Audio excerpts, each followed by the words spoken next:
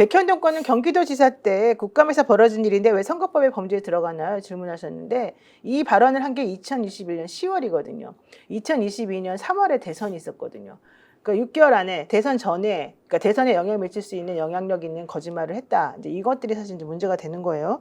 지금 2021년 10월 국회 교통위원회 경기도 국감 때 국토교통부 협박으로 백현동 개발부지 용도를 4단계 상향 조정했다. 이 발언이 이제 문제가 된다. 그 다음에 있었을 대선에 영향을 미친다. 뭐 이런 얘기인 것 같습니다. 자, 지금 오창희 평론가가 막 목이 터져라 진짜 감기 심하게 걸리신 것 같은데 그럼에도 불구하고 나와서 이 방송을 꼭 해야만 하는 이유가 지금 밝혀졌어요. 너무 원통하다 이런 얘기 지금 하고 계시는데 아니, 한 말씀만 더 할게요. 그러니까 네. 이제부터 대한민국 정치는 뭐냐면 김지호 대변인 같은 역량이 있고 또 네. 뭐 이재명 대표도 눈썰미가 있는 사람인데 그렇죠. 저 경기도에서 뭐 3년씩 이렇게 또 저 당 대표실에서도 이렇게 있었다면 역량이 있는 분인데 이런 분도 앞으로 검찰이 찍기만 하면 그렇죠. 표적으로 삼으면 얼마든지 평생 공직선거에 출마하지 못하도록 할 수 있다. 논리 필요 없다. 법률에서 처벌 못한다는 명시적인 조항이 있어도 상관없다. 네. 법률에서 공직선거법에서 허위사실 공표는 이런 거를 처벌하는 거야 라고 명문 조항으로 있어도 아무 상관없다. 그렇죠. 법률에 있어도 법률에 없는 것도 처벌하고 네. 법률로 처벌하지 못하도록 하는 국회 증인감정법에 따라서 처벌하지 못하는 것도 얼마든지 처벌할 수 있다는 걸 대한민국 법원이 보여준 거예요. 네, 맞습니다. 대한민국은요. 그래서 어떤 면에서 오늘 옛날에 박정희 정권 때 인혁당 재건이 사건이라고 사람들 정말 8명 한꺼번에 죽였잖아요. 대법원 판결을 나고 그 다음날 바로 새벽에 사형 집행했거든요. 네. 그때 세계적으로 법학자 협회나 이런 데서 뭐라고 그랬냐면 사법사상 암흑의 날이라고 그랬어요. 오늘이에요. 오늘. 그때도 암흑의 날 맞지만 오늘이 사법사상 암흑의 날이에요. 그러니까 뭐 논거가 있든 뭐가 있든 그냥 편견. 이재명 죽여야 돼. 이재명은 암적 존재야. 이재명이 있는 한 우리는 마음대로 살 수 없어라는 욕구가 법원을 통해서 드러난 거 말고 뭐가 있어요?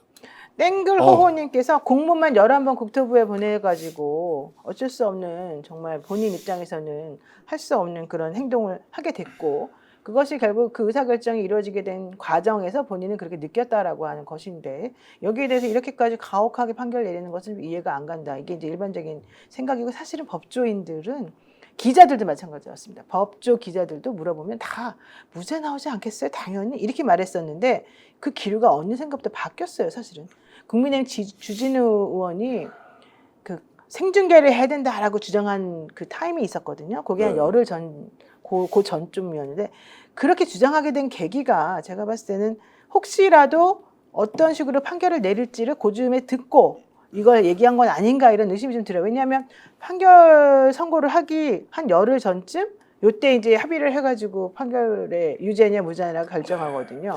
그러니까 그 타임에 아마 좀 그런 게 있었던 게 아닌가. 저도 네. 그때는 주진우 국회의원이 왜 이렇게 허무맹랑한 네, 얘기를 하나. 네, 말도 안 되는 소리를 하나. 그렇죠. 어차피 무죄 나올 것인데 네. 생중계하면 국민의힘으로서는 더 어려울 텐데 어떻게 저렇게 얼토당토하는 얘기를 하지? 사실 그렇죠. 본인으로서는 모르는 내용을 가지고 그렇게 뭔가 베팅을 한 거잖아요. 본인의 국회의원으로서 말의 공신력이 떨어질 수도 있는데. 그렇죠. 그리고 이 사람이 희한한 게 징역 1년 받을 것이다. 네. 예언을 했어요. 네. 그래서 이 사람 명태균인가? 계속 그렇게 생각했거든요. 어. 야, 근데 보니까 뭐 집행유예까지는 못 맞췄지만 얼추 맞았고 그 다음에 거리에 정말 국민의힘이 붙인 그런 플랜카드들 감옥 가야지 이런 플랜카드들 보니까 국민의힘에서는 어느 정도 이러한 결과를 알고 있지 않았나? 그래요. 이런 의심이 듭니다. 그것 때문에 사실은 다들 조금 이상하다. 분위기가 왜 갑자기 이렇게 흘러가지? 라고 사실은 생각했는데 그게 제가 지금 정확히 계산해 보니까 한 2주 전에 운영위 국감 그 시점부터 뭔가 교감이 있었던 게 아닌가 이런 생각을 사실은 조금 하게 돼요. 어떻게 그렇게 확신할 수 있죠? 그렇죠. 정말 확신적으로 이상합니다. 말할 수가 없어요. 아니, 그리고 이 사건에 대해서 간단한 거잖아요. 검찰에 공소장이 있고 변호인의 변론서가 있고 그걸 놓고 예를 들면 뭐 재판 경험이 많은 사람들이나 몇 사람들 읽어본 적도 꽤 있었어요. 그러니까 그쵸. 이걸 도대체 만에 하나 이건 다 우리는 무죄라고 확신하지만 만에 하나 이게 논리적 허점이나 이런 게 있냐라고 여러 사람들이 확인했는데 대부분 들은 얘기, 대부분 하는 얘기는 이거 가지고 어떻게 유죄 판결문 쓰냐? 쓸 수가 없다. 왜? 원천적으로 안 되니까. 네. 법률에 의해서 처벌할 수 없는 걸 자, 구독자는 범죄라는 건 두 가지 요건을 충족해야 돼요. 하나는 뭐냐면 네. 형법전에 범죄라고 써 있어야 돼요. 두 번째는 내용인데 특별히 해로운 행위여야 범죄입니다. 이 두 개가 맞아야 되거든요. 근데 방송하는데 누군가 질문을 받고 잠깐 누굴 모른다라고 말했던 게 특별히 해로운 행위냐 또는 뭐 실제로 낙선 존재하는 목적이냐 당선 목적이냐. 그렇죠. 실제로 존재하는 그 압박에 대해서 압박을 받았다고 얘기하는 게 특별히 해롭냐 이것도 다퉈봐야 되지만 형법전에 법률에 이게 범죄라고 써 있어야만 네. 범죄가 되는데 범죄라고 써 있지 않은 것에 대해서 어떻게 유죄 판결문을 쓰냐 못 쓴다 이건 공소기각이다라는 게 다수가 아니라 하여튼 전부 다 그랬거든요. 사실 그래요. 빠니핑크님이 노변 걱정 말라더니 이러셨는데 아니 제가 법조인 제가 그러니까. 지금 거의 20년 지금 법조 변호사로 활동하고 있는 중이에요. 2003년에 제가 붙었단 말이에요. 사법시험을. 제가 바라보는 관점에서 무죄다라고 제가 계속 주장을 해왔던 거지. 근데 이제 판사님들이 그렇게까지 이 사건을 이렇게 사실 세게 저는 아무리 우리가 이제 최악을 생정해도 100만 원 미만으로 선고할 수 있을 것이다. 특히 김문기 몰랐다 그 부분은 말이 안 된다. 이제 이런 생각을 했었기 때문에 대다수의 지금 오차이 편애가 말한 것처럼 대다수의 많은 분들은 아마 제가 아는 99%의 사람들은 전부 다 무죄라고 내지는 80만 원 여기까지는 사실 생각을 했단 말이에요. 근데 집행유예 2년, 징역 1년 이것까지 사실 보면은 그건 너무 판사들이 법조인의 양심을 걸고 그렇게 할 수는 없을 것이다. 저는 사실 그렇게 생각했는데 이제 2주 전부터 기류가 이상하게 변하고 그들이 너무 확신적으로 말을 하면서 좀 우기기 시작하는 부분들이 감지가 되고 어제 그 김혜경 씨, 그러니까 이재명 네. 대표의 부인에 대해서도 또 10만 4천 원짜리 그 식사와 관련해가지고 벌금 150만 원이 또 선고가 됐잖아요. 아, 그러면서 이거 뭔가 이상하다. 이제 이렇게 지금 흘러갔던 거예요. 자, 여기에 대해서 이재명 대표가 선고를 듣고 발언한 내용이 있으니까 한번 들어보겠습니다. 현실의 법정은 아직 2번 더 남아있고 그리고 민심과 역사의 법정은 영원합니다. 항소하게 될 것입니다. 기본적인 사실 인정부터 도저히 수긍하기 어려운 그런 결론입니다. 네, 지금 보셨습니다만은 사실은 이제 이재명 대표도 본인이 이렇게까지 설명 유죄가 나오더라도 100만 원 미만이라고 아마 본인도 생각하셨을 가능성이 높은데 왜냐면 본인도 법조인이잖아요. 본인도 변호사 출신이고. 그럼요. 그런데 이렇게 판결 선고가 나니까 한동안 재판부로부터 시선을 떼지를 못하고 그분이 나중에 이제 나와가지고 저런 이게 정말 역사적인 날이 될 것이다 이런 얘기를 이제 하셨다는 거거든요. 아 근데 게다가 제가 깜짝 놀랐던 건요. 중앙일보에서 이 선고하고 얼마 되지 않아서 곧바로 기사가 나왔어요. 이 한성진 부장판사에 대해서 평가하는 기사가 나왔어요. 그 기사 내용이 매우 과묵하고 그다음에 인권법학계 국제인권법학계 회원이었다 네. 그러고 물론 뭐 활동을 안 했다는 걸 썼습니다만은 실질적으로 이 사람은 어느 정치 성향도 드러낸 적이 없고 과묵하고 조용하고 심지어 카톡도 안 하고 카톡도 안 하고 이런 거 보지도 않는다 이런 식으로 막 엄청나게 객관적이고 중립적이고 엄청 훌륭한 사람인 것처럼 한 기사가 그냥 금방 나와버렸더라고요. 제가 그걸 보면서 중앙일보가 또 중앙일보스럽구나 이런 생각을 제가 솔직히 했거든요. 근데 이재명 대표를 가까이 보셨을 때 저렇게 당황하고 이런 캐릭터입니까? 어떻습니까? 대충 앞에를 두세 가지를 다 예측하고 이렇게 그러니까 중견 정치인이고 그렇죠. 이제는 뭐 조금 최고의 앞날을. 리더 자리에 갔으니까 아니, 그런 어때요? 그러니까 평소 그냥 지금 저 모습 자체 놀란 거죠? 저 모습 자체도 엄청 훈련됐으니까 아. 본인이 저 정도라도. 저 정도를 해가지고 국민들 앞에서 지도자잖아요. 네. 그 네. 안정감을 주려고 굉장히 노력을 하는 거예요. 본인이 만약에 여기서 격한 발언을 한다든지 뭔가 흔들리면. 불만을 표시하면은 사실 지지층이나 많은 민주당원들이 진짜 사법부로 쫓아갈 수가 있어요. 네. 또 국가가 혼란스러울 수도 있고. 아, 트럼프는 그랬을 텐데, 그렇죠. 그럼 굉장히 본인이 성찰하면서 뭔가 이 국면을 안정감 있게 넘어가려고 노력을 하는 거지. 본인 심정이 좋겠습니까? 저는 본인 배우자도 지금 그러니까 어제 그러고 사법 오늘까지 판결 받고 그리고 사실은 김문기 씨 관련된 건도 그렇고 백현동 건도 그렇고 여권에서 정치 공세화한 거예요. 김문기 씨가 검찰 강압사 수사 받다가 스스로 생을 마감하신 거잖아요. 그럼 검찰 때문에 생을 마감하신 건데 이재명 대표 때문에 돌아가셨다는 거예요. 이재명 대표 아니었으면 수사받을 일이 없었을 텐데 그게 말입니까? 네. 아휴. 자, 각 당의 반응도 나왔습니다. 여당에서는 마치 사필 기정이라는 식으로 뭐 당연히 사법부가 정말 어려운 압박을 뚫고도 제대로 된 정의로 판결 내렸다 이런 식으로 얘기를 했고요.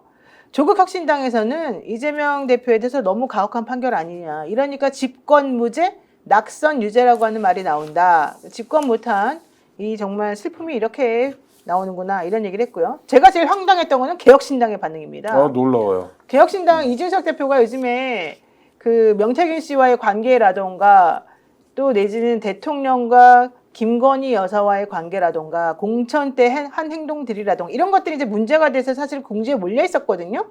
허은하 대표 특히 본인은 내용도 잘 모르면서 이제 이준석 의원을 실드치다가 여러 번 공경에 빠진 걸로 제가 알고 있는데 개혁신당에서 저렇게 말합니다. 이재명 대표의 사법 리스크는 이제 시작이다. 공정한 판단을 기대한다. 사법부의 독립성을 확인시켜 주신 것임과 동시에 대한민국에 아직 정의가 살아있다는 것을 증명해줬다. 이제 이재명 대표와 민주당은 국민 앞에 사죄하고 법원의 판단을 겸허히 받아들여라. 이랬단 말이죠. 야, 이건 정말 전 황당무계하지 않습니까? 황당무계하고요. 예, 좀 얘기 좀 해주세요. 아니, 그러니까 뭐 일단 자기들 얘기부터 해야죠. 네. 그러니까 뭐 법원이 여러 가지 난관에도 불구하고 이걸 돌파해냈다 뭐 이런 거예요. 내용을 좀 들여다봤으면 좋겠고요. 저는 좀 아쉬운 대목의 논평이 하나 눈에 들어옵니다. 네. 그건 27명의 문재인 정부 때 청와대 출신 국회의원들이 규탄 성명을 냈어요. 맞아요. 아, 이거 이재명 죽이기다 뭐 이런 얘기를 했는데, 근데 저는 좀 이상한 게 미리 준비했겠죠, 성명을. 왜 따로 그렇게 27명 청와대 출신들이 성명을 내야 하는지 모르겠어요. 민주당 당원들이고 민주당 국회의원들인데 의원총회 차원도 있을 거고, 그게 아니더라도 네. 예를 들면 민주당 검찰 독재위원 뭐 대책위원회 이런 거 있죠, 뭐 법률위원회, 인권위원회 이런 거 있죠. 그러니까 다 있거든요. 근데 왜 따로 노는지, 이게 혹시 조금 이상한 생각 아니라고 얘기해 주세요. 사실은 그런 이제 의심이 들었습니다. 검찰 독재대책위원회 명의로도 상명서가 이제 준비되고 있긴 했었었는데 요 얘기 나왔습니다. 기어코 없는 죄를 만들어낸 정치검찰, 사법정의가 무너졌습니다. 이게 이제 제목이고요. 이재명 대표 선거법 위반 혐의에 유죄가 선고되었다. 지난 대선 이후 검찰은 이재명 대표 죽이기에만 골몰했다. 수도 없는 압수수색했고 통신기록 조회했다. 특히 이번 선거법 기소는 억지 기소 그 자체다. 검찰이 문제 삼은 그런 것들은 현실적으로는 이렇게 사법에 이런 기소돼서 뭔가 할 만한 건은 아니다. 이런 얘기 이제 했는데 다 좋은 말이었지만 좀 전에 이제 오차이 평론가가 지적한 부분은 이거죠. 문재인 정부 청와대 출신 국회의원 일동은 윤석열 정권 심판과 정권 교체의 선봉이 되겠습니다. 두고두고 아쉬움이 남는 미연의 검찰 개혁을 반드시 완수하겠습니다. 이렇게 말하면서 문재인 정부 청와대 출신 국회의원 명의로 이런 또 성명을 발표했다는 것이 이상하다. 이게 전 두 가지인데, 첫 번째, 문재인 정부 청와대에서 정말 의지를 가지고 검찰 개혁을 했다면 이런 상황 없었어요. 네. 두 번째, 사람 좀 제대로 골라 뽑고, 정말 잘하는 게 뭔지 모를 사람을 서울중앙지검장, 검찰총장까지 정말 영전을 거듭시켜주고, 그 다음에 추윤 갈등이라고 있을 때, 네. 그때 청와대에서 제대로 역할만 했어도 문제가 있다면 둘 다 내보내든지, 아니면 정말 잘못하고 있는 윤석열 검찰총장을 내보내든지, 그것도 아니고 이제 와서 그러잖아요. 민정수석이 뭐 윤석열 검찰총장한테 사표 받으러 왔더니 윤석열 검찰총장이 그냥 화나서 지나가는 말로 한 건데 뭘 오셨냐고, 그래서 그냥 왔다. 아, 이게 청와대입니까? 부끄러운 줄 알아야죠. 사실 국민들이 말을 안 해서 그렇지 문재인 정부 때 너무 잘못하고 이런 일종의 악의 씨 같은 게 뿌려진 거잖아요.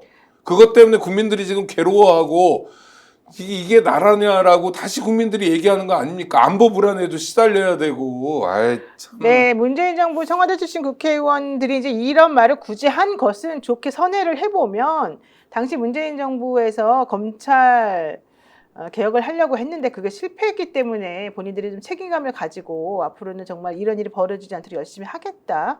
이런 뜻으로 사실은 이걸 만든 것이라고 좋게 생각할 네, 수가 저도 있습니다. 그렇게 생각할게요. 네, 근데 이제 문제는 이게 악용이 되면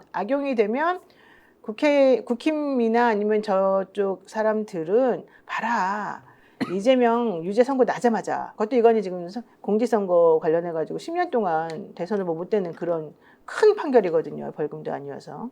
그렇게 되면은 봐라 사법 리스크 이렇게 니네들도 이제 스스로 이제 분열하기 시작한다. 요 얘기로 혹시라도 그런 식으로 공격을 당할까봐 지금 얘기를 지금 하는 것 같습니다. 저는 근데 앞으로 네. 검찰이 앞으로 이재명 대표와 그 배우자 관련해서 또 수사를 하고 있는 게 많아요. 무차별하게 피의 사실과 공무상 비밀을 누설하고 또 없는 얘기를 언론사에 퍼뜨려서 전국 주도권을 잡으려는 시도를 할 수 있거든요. 네. 왜냐하면 이번 도건 유죄 나왔잖아요. 그래서 민주당의 대처가 중요합니다.